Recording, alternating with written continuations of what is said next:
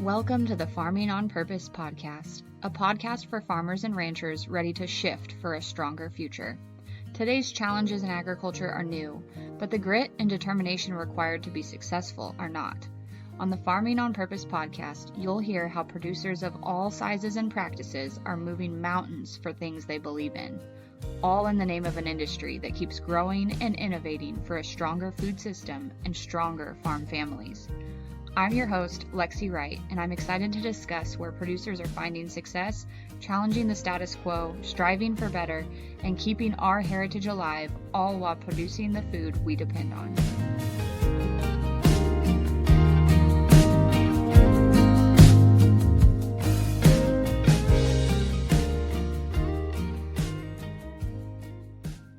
Welcome back to Farming on Purpose. Today I'm here with Jessica Groskopf, and I'm really excited to have you on the show, Jessica, because you have a humongous amount of knowledge about some things that really affect every person who is involved in an ag business, regardless of their age or their stage of business. And we're going to dive into some really key parts of this today. So I think this will be really helpful to anybody who is involved in production ag. Jessica is a wife and daughter-in-law in a fourth generation farm in Nebraska. And you know all about the challenges of blending family and business. So I'm excited to discuss your experiences with that as well. And then you've also got 10 years of experience in farm business management and working directly with families to put plans together.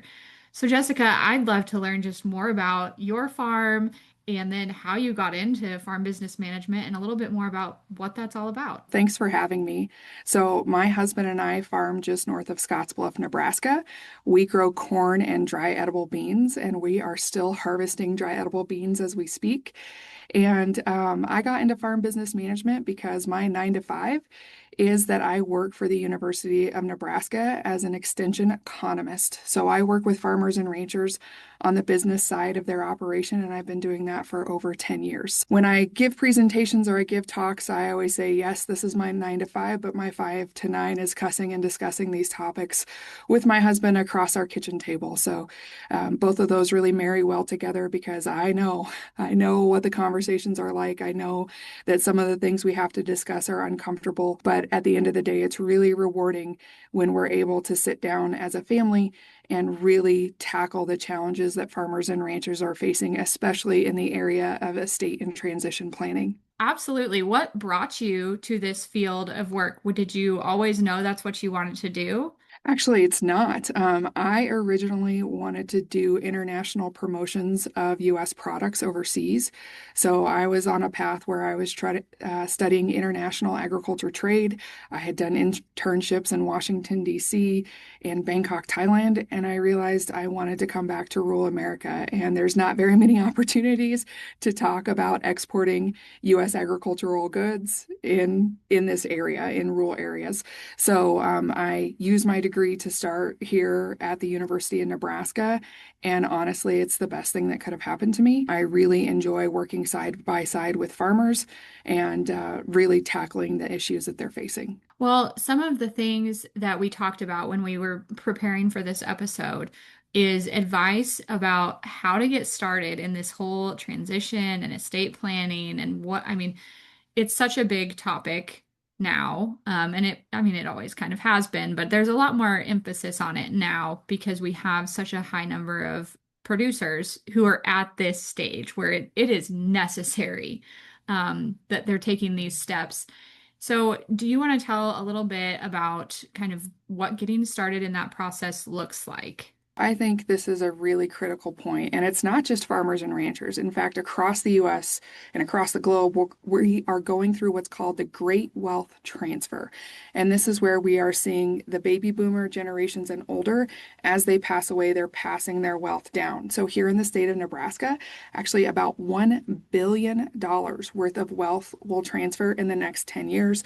And it's estimated that about 25% of that is agricultural assets. So It's a big thing and it feels really big because it is really big, right?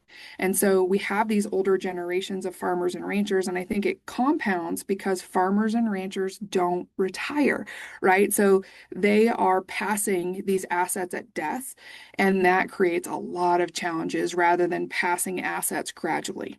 And that is something that can be very upsetting to discover that you need to suddenly, as someone who's maybe on the other side of that, you're dealing with the death of a loved one, someone who you may have spent a lifetime in production ag with, farming right next to them, and then flipping the coin and seeing, oh my gosh, this is what my next 30 years looks like. Oh, wow. So, trying to prepare the up and coming producers for those situations is a big part of what you are doing, as well as working with the ones who are aging out to not have that situation happen. When folks are getting ready to approach that, where should they even start? I think the overwhelm of not knowing what's our first step is one of the hardest things to get past. So I think the first thing is understanding the difference between estate planning and succession planning. One of the biggest misconceptions that I see in that older generation is they say, well, I have a will or I have a trust, and that's going to take care of everything. And the reality is it's not. So let's talk about the difference. An estate plan deals with the end of your life. Okay. So there are four documents that make up a good estate plan. That's a will, a power of attorney for healthcare, and a healthcare directive. So what do these documents do? A will is a document that says, this is what happens to my stuff at death. That's it. That's all it says. And if you die without a will, the state that you live in or the state your assets are in will tell you how your assets will be distributed. So make sure that you have a will because nobody likes the government's plan for their stuff. And everyone, absolutely, even if you have a trust, you need to have a will. It's kind of like that safety net, okay, that sits under this bigger plan. So we have to have a will. Then we talk about powers of attorney, and there's two different kinds. There's a kind of a power of attorney for your business that says, if I'm unable to make decisions for myself, if I'm in a car accident or I get dementia, something like that, who's going to make financial decisions for me? And then the second power of attorney is a power of attorney for healthcare that says who's going to make healthcare decisions on my behalf when I'm unable to do that. And then the final document is the healthcare directive. And that document actually goes through what kind of care do I want.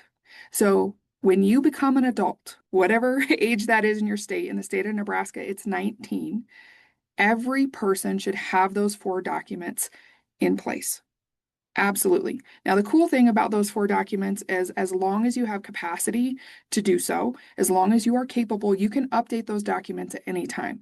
So I always encourage go and get those done, even if you want to think about a broader plan, because those four documents are critical and at least you have something in place. So that's estate planning, right? Dealing with basically the end of your life. Transition planning is different. Transition planning is I know that eventually I want this farm or ranch business to transition to someone else.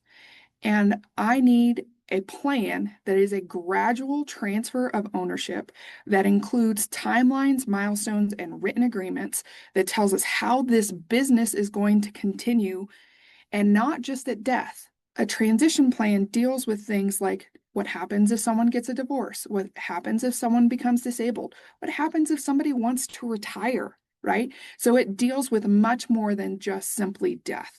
And so especially my older, farmers and ranchers say, well, I have a will, I'm good. It doesn't tell us how you expect that business to continue. And transition plans can take very many forms. They can be things like an entity agreement, an operating agreement, something in that vein that really outlines this is what's going to happen to this business and how it's going to transfer. The other thing is it can have things like what happens if somebody wants to buy into the business or sell their portion of the business? What happens if somebody needs to lease the farm or the ranch? So it can really encompass all of those things. It's much more complicated. However, It's actually a good transition plan is actually how we determine what happens to the business and not just the stuff. So that's where it becomes really important. It really says who's the next manager, who's going to be the decision maker. And that's what's important about a transition plan. And that's what happens though, is they say, I've got the will, but the will doesn't say, okay, so how does this actually go through? It's a lot to think about. And I think when people start to hear the long list of to-dos there, it's like, oh my gosh, where do you even start? With the transition plan, something I think that affects a lot of people is that we're so in the day-to-day in ag. It is almost impossible to escape, to take a moment to look at some of these things and think about what that could look like. That's one piece of it. The other piece is that it's almost always with family. So your emotions come into play. I know one thing my husband and I have discussed over and over. I mean, our kids are young, but we're like, well, we want to leave them flexibility to Mhm. make those decisions down the road. How do those come into play with clients that you work with and as you kind of help walk people through these plans? Yeah, so as we start, I think the biggest piece is that you have to deal with the current situation, right? You also have to be at a point where this is a priority. And unfortunately, that usually happens after some sort of tragic event or challenging event, right? Death, divorce, those kinds of things happen, and we go, oh gosh, we have to do something today. But is that the best frame of mind for you to be talking about these things? And you might actually have some components together. So, for example, my spouse operates under an LLC. His LLC agreement has some of that stuff put into it. It outlines what happens if he wants to sell, how he values it, those kinds of things. It puts in there that he should have an annual meeting. So you actually might have existing documents, right? He set up the LLC for liability protection, right? But it does have some components of it that then feed into a transition plan, right? So I would say the first place to start is to actually go back and read what documents that you have in place because you already might have some of that. Now, you might do that and you go, I don't know what that means, or that's not what I thought that would do. And so that's when we really have to take the time to make it a priority to say, okay, what do I ultimately want to happen? And Lexi, you use some great words. I want flexibility for my children. Okay, so then what I would do is get my group of advisors together and say, here's kind of the idea. What tools should we be thinking about or implementing or modifying to fit this broader vision? And so remember that this is not an individual game at all. You are going to need a team of people around you to help you execute it. And the best thing that you can start with is that vision of this is ultimately what I would like to happen. Here are some things that I really want to make sure that it includes. Help me execute it and use that team of advisors to really work forward. So, a lot of people, when they first meet me, they think I'm an attorney, and I'm not. I'm actually a family facilitator, is kind of how I couch myself.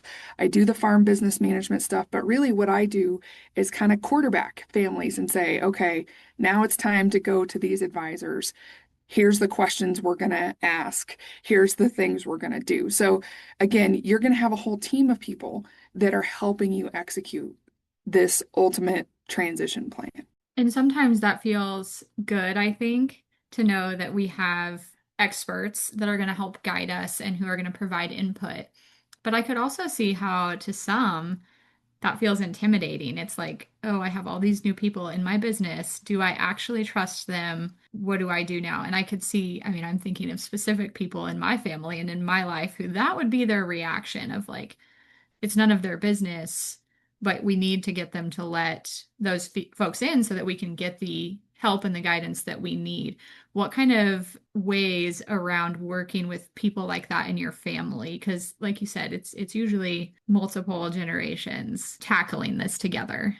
So, number one, I think there needs to be a mindset shift in agriculture. I don't care what your business structure is, but you are the CEO of that farm or that ranch business. ultimately the decisions around that business are on your shoulders.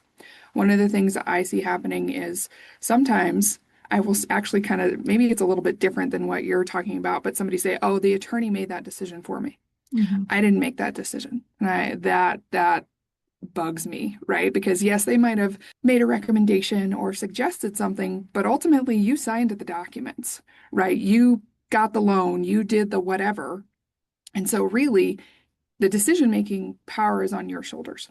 Number two is that your advisors are only as good as the information that you give them.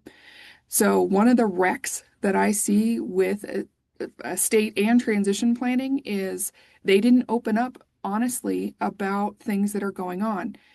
I'll give you a good example. Someone in the family is an alcoholic. They did not disclose that to their advisors.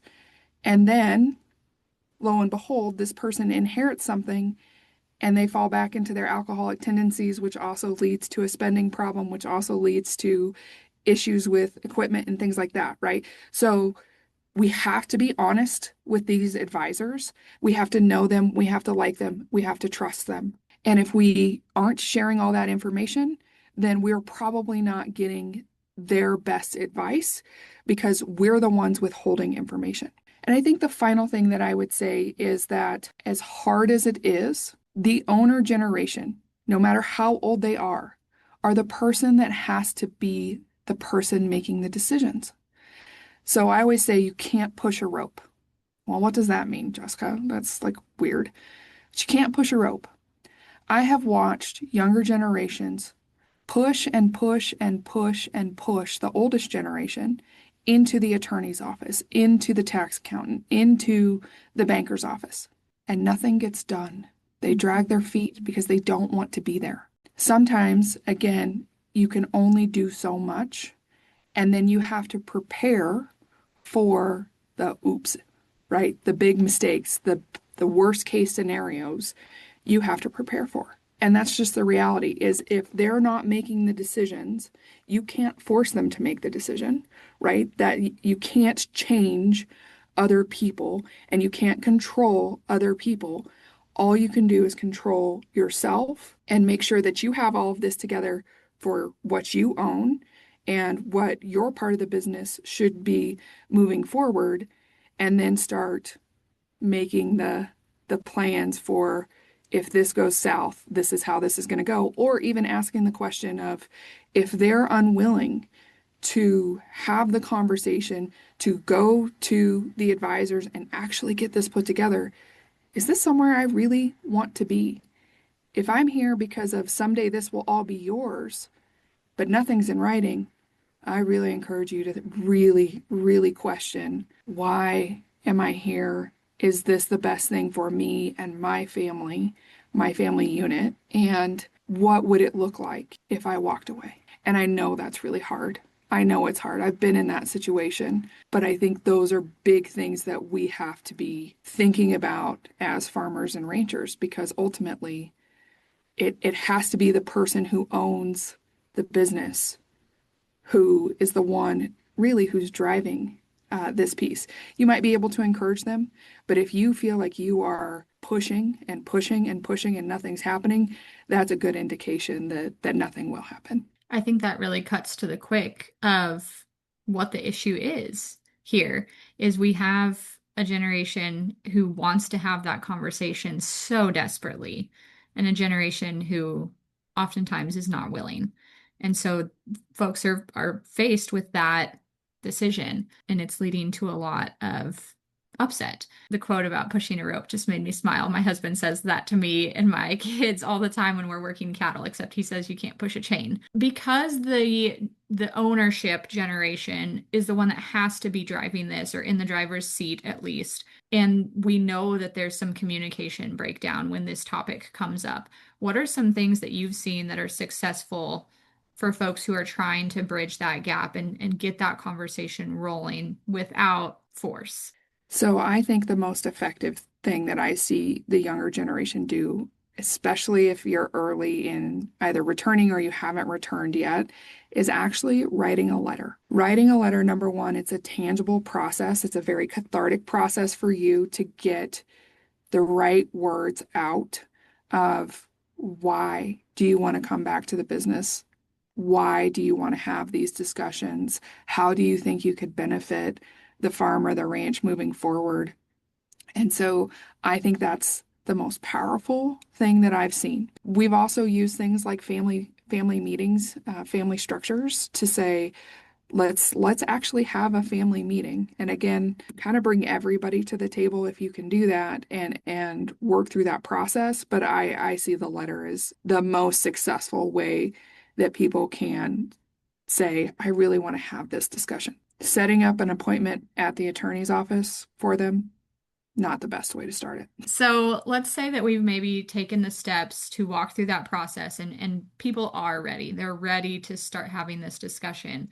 What are some of the things that they can prepare to take with them when they're ready to go start setting these things up? So the first thing is the attorney is not the only advisor. I want to start with that. At minimum, at absolute minimum, you're going to have an attorney and you're going to have an accountant or a tax preparer on your advisory team. But you might have to have others on there. You might need a family facilitator to deal with some of the family challenges that you have. You might need a banker to help look at loan structures, those kinds of things. You might need other people, right? Depending on what tools you decide to use. So let's just clear the air there is I have 6 items that you need to prepare for your advisors. And these items are probably going to go to all of these advisors ahead of time. And I also encourage you to have meetings with these advisors together. Something that a lot of people do is they'll go to one advisor and then they'll go to the other. In my opinion, it's not the best strategy, especially with that attorney and that accountant. They're going to work through tools. And if they're talking to each other rather than you running between them as a middleman, you'll get a lot farther a lot quicker, even if you have to pay for the time that they're talking to each other. So there are 6 things that I think that you should have prepared prior to going to any advisors. The first one we've kind of already discussed, and that's the vision for how you want the succession to go. A lot of us, Lexi, you brought up, okay, I have kids, but I'm not sure yet which one is going to want to put on the farmer hat yet or the rancher hat yet. Or maybe they all do, and I just am not sure how that's going to work. But I want them to have options and I want it to be flexible. So have that really good vision of ultimately, this is what I would like to see happen. And it's going to take some time because when's the last time somebody just flat out asked you, what do you want? I actually like to do this with spouses. I like to do it separately, which is always fun because usually spouses have different answers of how they want that succession to go, but really spend the time to sit down with each other, go through it, look through it, and come up with that vision. Do not skip this step. If you skip having this vision, what's going to happen is these advisors are going to come at you with all of these options, and you have no way to measure which option is best because you have no measuring stick. So this becomes like your guiding light, your North Star, this is what we're working towards. And you're asking them to provide you with suggestions of tools that get you closer to that vision. Number 1, start with that vision. Number 2 on the list is create a list of your biggest concerns. So I talked a little bit about somebody who withheld that someone in the family was an alcoholic. Maybe it's a drug addiction. Maybe it's someone who is not good with money. Maybe it's siblings that are fighting. Maybe it's divorce that you and your spouse, or you're worried about your children's spouses, right? Make a list of like, these are the things that I'm really concerned about that I think if we built some protections around, I would feel better. And it helps you kind of work through really what am I most afraid of? Now, sometimes we can't fix all of that, right? But at least we kind of put some boundaries and some guidelines in to try to help us fix some of those challenges that we might face. So that's number 2, get that list of concerns together. Number 3 is to pull together a balance sheet. This can be actually really hard for farm and ranch families. So a balance sheet is a document that you usually prepare for your banker on an annual basis if you have an operating loan or a line of credit. If you don't have one of those, all you need to do is make a list of everything you own, OWN, and everything you owe, OWE. Now, where it gets funny for farms and ranches is that usually we have multiple entities that are working together. Gets wild, right? I have an LLC, I have a partnership, I own some stuff on my own. Your advisory team needs to know all of that. Like, list out this tractor, how it's owned, these cattle, how they're owned, this bull, how it's owned, right? So that they can kind of start to separate out and know what's sitting in which bucket because they're going to have to deal with all of that in this process. And it's really hard to be like, who does own that piece of equipment? Because there's no title Mhm. to some of the things that we own as farmers and ranchers, right? I can't just go pull a title at the county courthouse and figure that out. So that's going to take you a little bit of time to really comb through it and make sure it's complete. And I would also include all of the personal stuff too. So you might be able to go and pull your balance sheet and bring that in, but then you're going to have to go through all your personal accounts. And this is where it gets again fun. How is the bank account owned? Is it just owned by you? Is it dual named with you and your spouse? Are there rights of survivorship? Does it have a beneficiary on the account? So it takes time to go through all of this, but it's really, really important. So that's number three. Get a list of everything you own and everything you owe. So all of that debt, all those liabilities. Number four is a family tree. I'm going to give you a personal example. Part of our story is that my husband farmed with his dad and his uncle. Dad and uncle had a partnership. I hate to say this, I don't know everybody on his side of the family. How are they like I know that's Uncle Bob, right? But like how does Uncle Bob related to us? Like I don't know, right? So draw out that family tree. This really helps with when you're as an advisor. Okay, I know nothing about your family. Oh, that's a great grandchild, or that's a divorced spouse, right? This is a child, but that's the ex, right? So it really Yeah. does help with when you start talking about people, like they have an idea of, oh, that's who that is. And the other thing it does is if you are talking, there's specific types, like when you pass down, there's different ways you can pass down.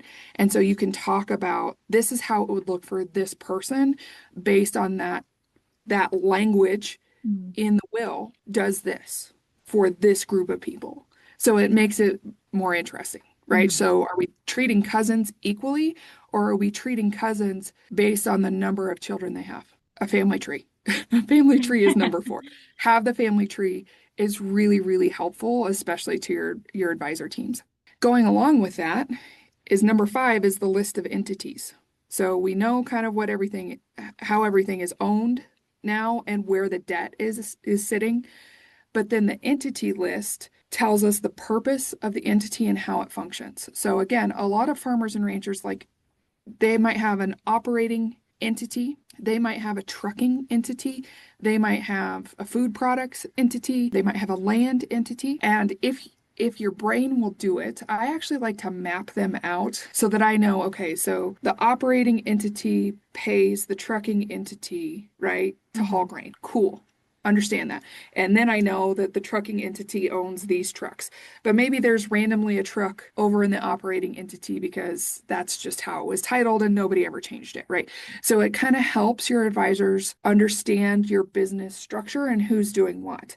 The Mhm. other thing is who's in every entity. So I might own some land. Let's say I had purchased some land, but I'm not a part of the operating LLC because I don't drive equipment, and so I have no ownership in that. So again, we want a list of entities or a map of entities.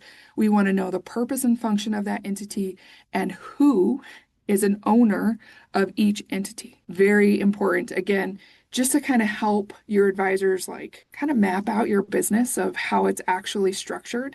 And they might be able to recommend ways to improve your entity structure. So either streamlining it, utilizing some of the tools that you already have within your business, or maybe adding another component to it that helps with the transition planning process.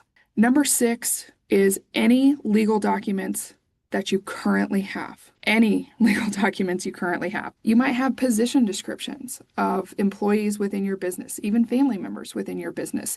You might have operating agreements. You might have a partnership agreement. You might have lease agreements. You might have these entities, whatever they look like, they might have things there that also need to be discussed.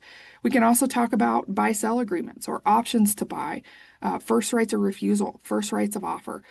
All of that stuff that you already have should also go to them, as well as any wills, trusts, powers of attorney, any of those things we kind of discussed at the very beginning.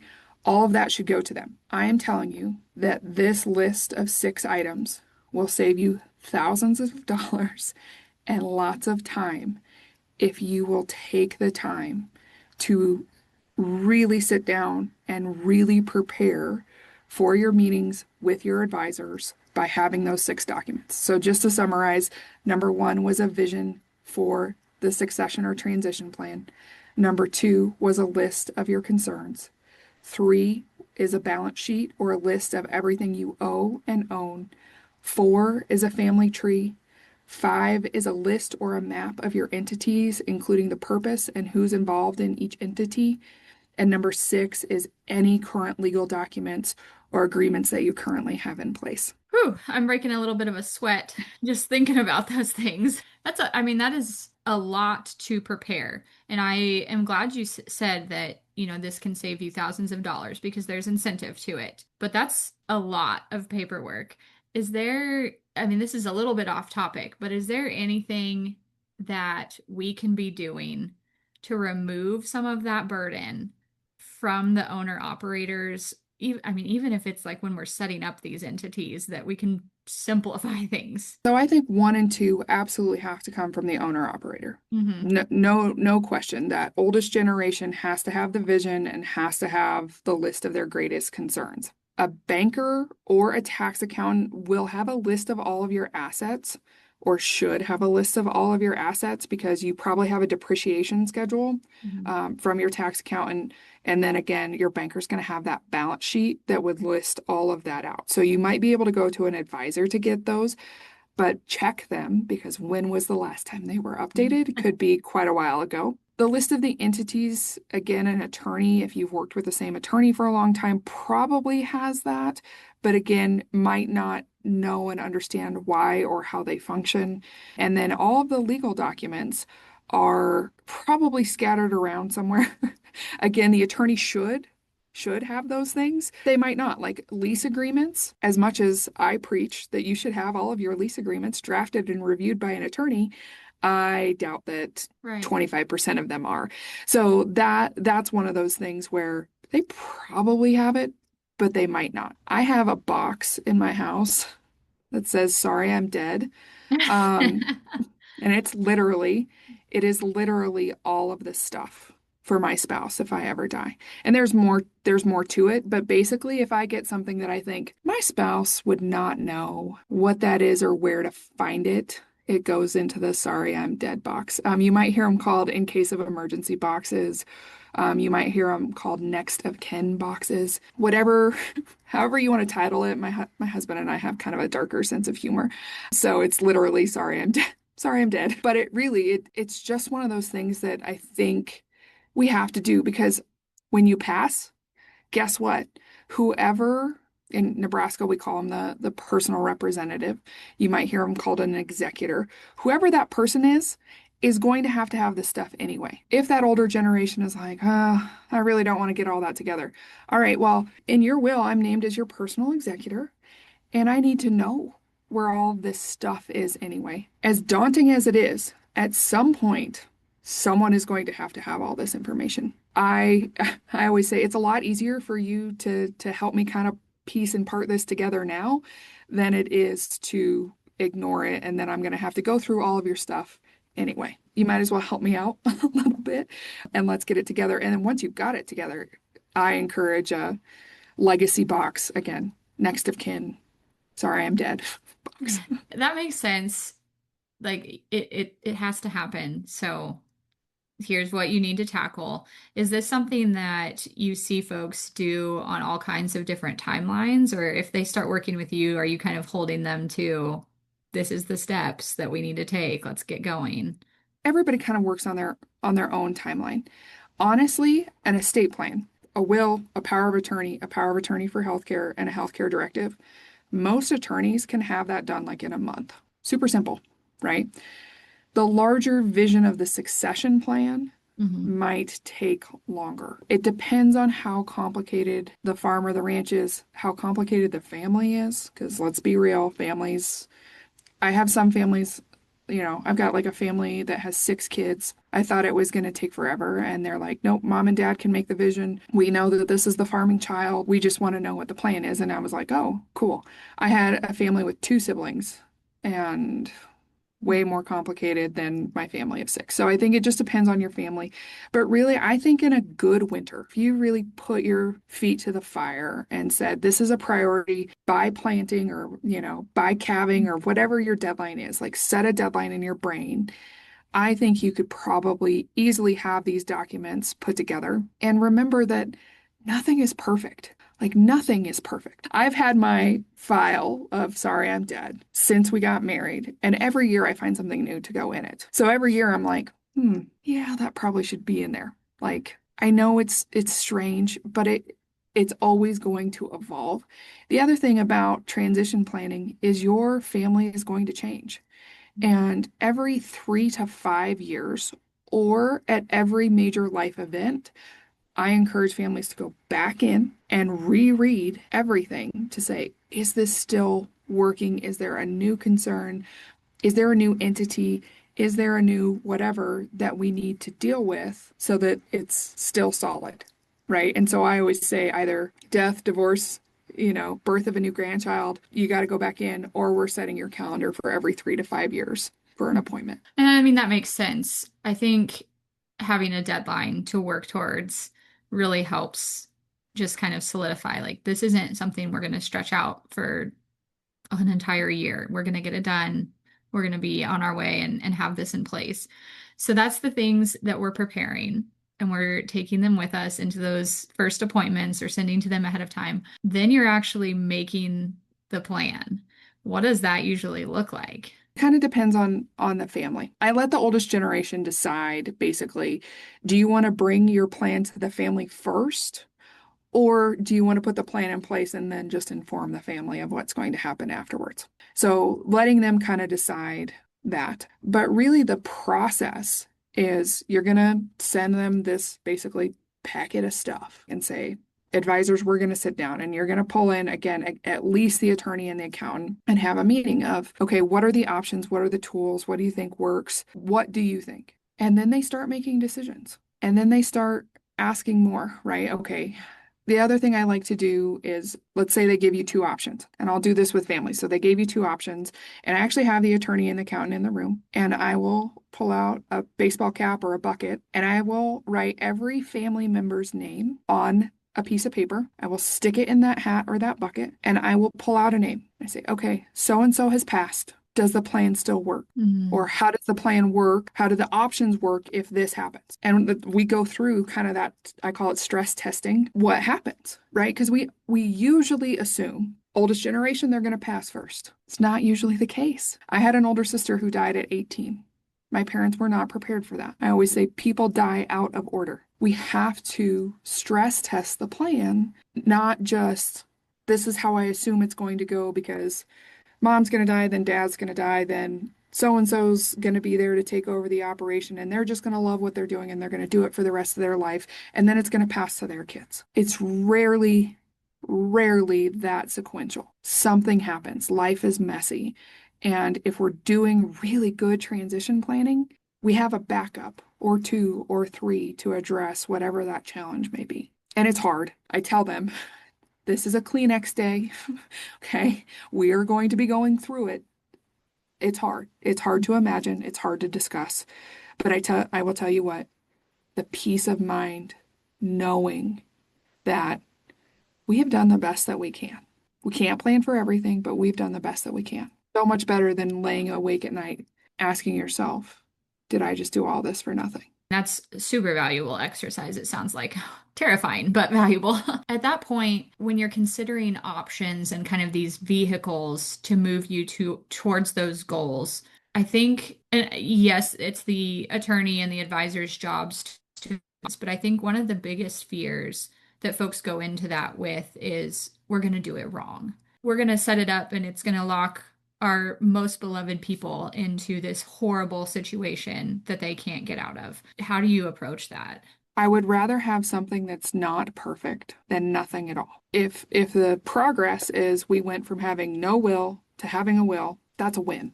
Okay. If that's all I can get great grandpa to do, at least we got that far. Again, if you don't have a plan, your state will determine how assets are distributed and no one likes it. Not a single person has ever been like, "Gosh, I'm so glad they didn't have a will." What I would say is imperfect is better than nothing, and we're getting better. When it comes to it's wrong, I'm challenged by that. What are your metrics for wrong? If we have this vision of this is what I want to happen, and we have the list of this is what I'm concerned about. I'm concerned that I'm going to put my kids in business with each other and they don't want to be in business with each other. Okay, so what's the exit strategy that we can add to that? What's the buyout look like? If they want to sell, how does it sell? Do they have to offer to family members first?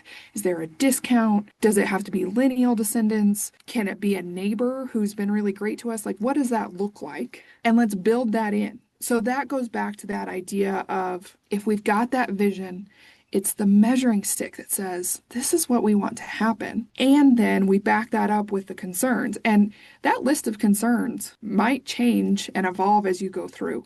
But I will say this, I have seen good transition plans and transition plans that absolutely blew up using every tool in the toolbox. It's not about the tool, it's about your family and their dynamics and the things you put in place.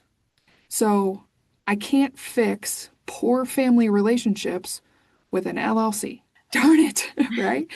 And so those kinds of things I come back to. That's when you've got to be really honest. Like and sometimes, okay, go back to that person that you're worried about. Do you through this process, and this is where the family facilitator can come in, and maybe you want to have some family discussions, talk to those children or those siblings or whatever they are and say, so we can have this conversation, but here's the worst question you can ask. The worst question you can ask is, do you want to see this farm or ranch continue? Because the answer is always yes. 90% of the time, the answer is yes. I haven't heard somebody that says no. I'm sure there's those situations where they do. The reason I hate that question is because it's not deep enough. So if you're in this situation and you're trying to feel out your kids of how is this going to go? What does this look like for you? The better question is, how do you envision being involved in the farm or ranch business in the future? If the answer is, I want nothing to do with it, you have your answer. Or I'd be okay with being a landowner, but I really don't want to do the day-to-day operations. Or, I really would like to come back to the business. As you go through this process, having those conversations, knowing those concerns, and sometimes it just takes I'm going to sit down individually with each kid and go through that. Or maybe we'll sit down as a family and talk through it. So you can use a family facilitator to really dig out some of those pieces. And just hearing what that process looks like, I think anybody can see how that would be so much of a better alternative than what a lot of folks go through. So that brings up a couple questions. One, are family facilitators like you available at other universities? Are you guys pretty spread out, few and far between? What's that look like? So there is a growing group of us that exist in the world. So yes, I would check with your local university and ask if they have family facilitators. The other thing you can do is there's actually for-fee facilitators that are out there. I am certified through the International Farm Transition Network. That's IFTN. And there is a list of facilitators across the country. Some are with universities, some are private. And that's a really good place to start because they have training. And then the other person that has a really good list is Dick Whitman out of Idaho. I've also been trained with Dick. Dick does more of the family business management, business structures, but also dabbles then in the estate and succession planning side. So it depends on what you're wanting someone to do. It just really depends on the services. And I would just flat out ask, like, what's your process? What do your services look like? And then what's the cost for that service? Again, it depends. University facilitators usually can only go so far. Private facilitators are usually more hands-on and can really like even attend meetings with you, with family members, etc. So it depends on the amount of service that you want. I'm glad to know that that is a growing resource then, because I can just envision the amount of difference that has the potential to make in the industry as a whole if we're having this better communication and developing better plans for the future of these operations. One thing that came up as you were talking about the like end of life planning, like you said, so many have only a will. And that's all that they have done, and they expect that to be enough to guide the next generation into that. But most, not all, but a lot of folks don't know what's in someone's will until after they have passed. But what are some of the things maybe we can avoid by making sure that people are aware of the plan before that person is gone? So again, I think it's really difficult to get that oldest generation to say what's in the will because they want to hold peace. They know it might cause issues, and so they decide to keep that information private, or they just think that it's nobody's business but their own. So when you don't know what's in the will, it's really difficult to plan. And again, I go back to if you don't know what the plan is this really the best place for you to be? And if I think about most farms and ranches, there's about 20 years difference between generations. So if the owner generation is 80, the middle generation is 60, and you're sitting here in your 40s, and maybe you even have kids in your 20s. If we're waiting for that oldest generation to figure out what's going on, we have, 2 to 3 other generations we're worried about. So depending on where you're at in that situation, even if we start at the oldest at 70, it's really, really hard. Because the other thing is that as each generation goes, the probability of your business not being there gets higher and higher. Like the probability of it being lost Right. gets higher and higher. I have a quote that says, build your own empire. So if you are in a position where maybe you're the 20-year-old and the owner is in their 80s, maybe we should be building some stuff outside of the family structure and inheritance. In fact, USDA has some statistics out there about how farmers and ranchers who own their land, how they actually obtained that land. Only 25% of agricultural land that is owned and operated was inherited. Let me say that again. Only 25%. So inheritance is great, but for most farmers and ranchers today, they have only inherited 25% of their land base. Pretty small compared to what you would assume, I think. Right. So we have to be talking about that. So one of the things I work with beginning farmers and ranchers on is what I call preparing for the buyout. And that is literally figuring out how we are going to be in a financial place to buy land, whether that's within the family or outside of the family, because we've got to build our own empires at this point. And I know it's expensive. I personally know we had to do a family buyout. I was 32 when we signed our first seven-figure loan for a buyout of a family member. I get it, but we were financially in a place where we could do that. Now, I know that's not everybody's story, but we have to be prepared for I'm probably not going to inherit it, let alone the whole thing. So we really have to work towards how are we preparing? Number one, are we being compensated? How are we saving what we're being compensated? Do we have other sources of income so that eventually we're working towards this? And my spouse and I were lucky that we kind of saw the writing on the wall, right? We saw that conversations weren't really happening, and it was with the uncle's side of the family. So what's the option? My, at the time, 70-year-old father-in-law takes out the loan to buy the farm that he inherited from his dad, or his son steps up and we're able to then step into that partnership. And we were lucky that we had really buckled down and really had made the financial decisions in flexible investing accounts that we could take that leap. And it was really hard. It was really hard. We didn't get to say this is what we're going to pay. It was attorneys negotiating what the price per acre was. All we could say is yes or no, whether or not we could afford it. And luckily, the ending number was that, but it took us 18 months to get there. And it was the worst 18 months probably of my marriage. I will say it's the longest tough span I've ever had in my life, but we made it. And, that's a few years behind us now. And we'll be paying for that for the next 30 years. We're real excited about that. It's also the family place. We live at the headquarters of our operation, for a lack of a better term, and I don't think we would change it. But you have to be prepared because you never know. We didn't know whether it would be the uncle or one of our landlords, but we knew we wanted to buy land and we had to figure that out. It's a big undertaking. Really glad we did it, but also then trying to transfer that knowledge and those skills to other beginning farmers and the reality check of you're probably not going to inherit all of this. And if you do, wonderful. You will never regret having a nice investing account or a nice bank account that has a significant amount saved for an opportunity. I can only imagine the pressure and the stress of those 18 months as you kind of hang in the balance of what things will happen. But I'm so glad that you're able to share that experience and what you learned through it with other farmers and ranchers. As we step into these ideas, I mean, we're headed into winter here. There are things that we can start taking action on. The time is ripe.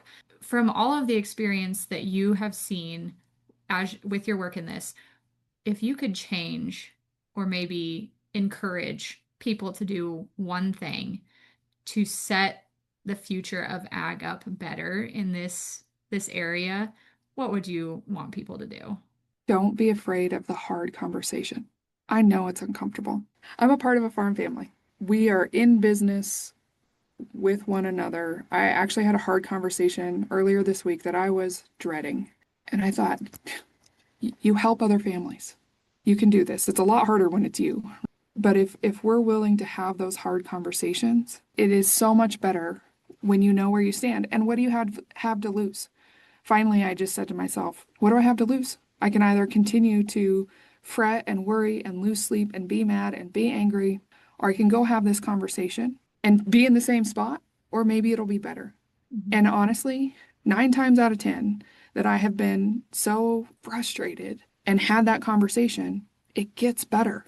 So if we can work on being willing to be uncomfortable, to be vulnerable, and to really say what we mean and mean what we say in those conversations. It doesn't have to be ugly, doesn't have to be rude. It can just be, I'm frustrated with this situation and I want to understand more of your perspective and where you're coming from. And that's literally how I started this conversation earlier this week. And I will tell you, gosh, it's so much better. And we were frustrated about the same things. We were on the same page. And as I look back on that, it's the same thing that I do with families, right? Let's have the hard conversation. There's going to be tears, there's going to be points of disagreement, but hey, we at least are still in a relationship with one another. We're still moving forward. And gosh, if I could just have more families have honest, hard conversations earlier rather than waiting for somebody to pass away or rather than waiting for somebody to be in the middle of a divorce or be 6 or 8 months into an LLC that they hate being in. It would be so different within agriculture families. I think as you were talking about that, I was thinking, if we really care about the people in our lives the way we believe in our hearts we do, then we owe them that. We owe them the bravery to have those conversations because otherwise the relationship is not there. You lose it because of those things that get in the way. I love farmers and ranchers, but how do we introduce ourselves? Hi, I'm Jessica. I'm a fourth generation farmer. Guess what? You're the last generation, unless you can figure out how to pass it on. You're the last generation if your family can't figure it out. It's a lot to think about. I am so appreciative of all of the knowledge and guidance that you've provided in this episode, Jessica. If folks want to learn more, take the next step, gain more knowledge from you, where can they go? Yeah, you can follow me on Instagram at Jessica_Groskopf, and I share all sorts of free resources over there. And in fact, I will put together the list of items that you need before you meet with your advisors. So you can go grab that for free. Again, that's Jessica_Groskopf. Google me. You'll see lots of free articles, free webinars, both from the University of Nebraska and podcasts like this. I wish we had a good positive ending note, but just know that there is hope for you and for your family. And it just starts with, again, those honest, hard conversations. If you've enjoyed spending time with us today, please take a moment to review the podcast on Apple Podcasts or join the conversation on social media. Do you have a topic you would like to discuss or know someone with a story to share? Apply to be a guest on the podcast at farmingonpurpose.com. You can follow the host of Farming on Purpose, Lexi, on your favorite social media platforms for more content by searching for Farming on Purpose. And remember, if you look around your table and aren't inspired by the people there, it's time to find a new seat.